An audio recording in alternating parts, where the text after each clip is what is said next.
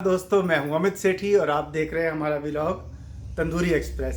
दोस्तों, एक बड़ी ज़बरदस्त खबर है और वो खबर ये है कि कतर में जो भारत के नौसैनिक 8 जिनको कि 26 अक्टूबर को पिछले महीने फांसी की सज़ा सुनाई गई थी एक स्पाई केस में, और उन पर ये आरोप था कि उन्होंने कतर की इटली से खरीदी गई एक पनडुब्बी की जानकारी और उसके सीक्रेट्स जो हैं वो इज़राइल को बेचे हैं। तो अब उस पर एक भारत सरकार की द्वारा की गई इन नाविकों के लिए जो अपील थी वो हाई कोर्ट में एक्सेप्ट हो गई है। आम तौर पर इन नॉर्मल सर्कमस्टांसेस जो कतर की लोअर कोर्ट का जो ऑर्डर होता है उसके ऊपर उनके हाई कोर्ट्स में जो सज़ा है उसके ऊपर अपील नहीं की जाती है या अपील एक्सेप्ट नहीं होती है। लेकिन खुशी की बात यह है कि कतर की जो हाई कोर्ट है, जो ऊपरी अदालत है, उसने इन नाविकों की अपील जो है पुनर्विचार के लिए स्वीकार कर ली है कि उनके केस के ऊपर, उनकी दलीलों के ऊपर विचार किया जाएगा।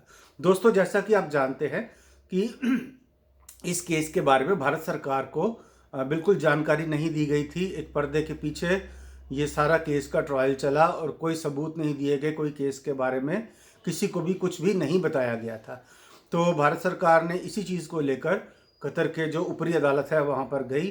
तो वहाँ पर इन नाविकों की जीवन रक्षा के लिए वो जो अपील थी इस केस की सुनवाई के लिए, दोबारा सुनवाई के लिए उसको स्वीकार कर लिया गया है। दोस्तों, अब इन नाविकों के बचने की संभावना बहुत अधिक हो गई है।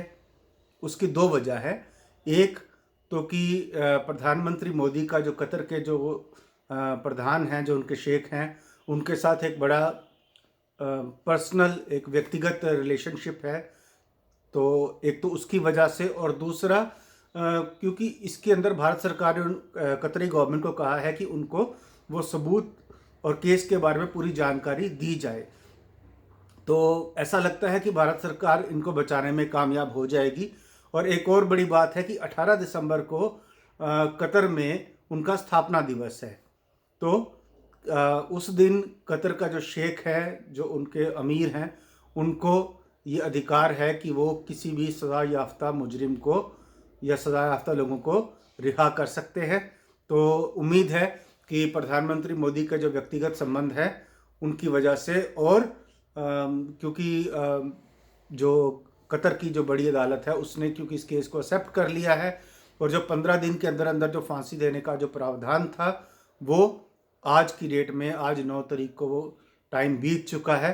तो उम्मीद है कि हमारे ये जो एक्स नेवी ऑफिसर्स हैं ये वापस आएंगे और भारत की इसके अंदर जीत होगी। एक बार फिर से आपको जय हिंद, जय भारत। कृपया हमारे चैनल को लाइक कीजिए, शेयर कीजिए और सब्सक्राइब कीजिए। धन्यवाद।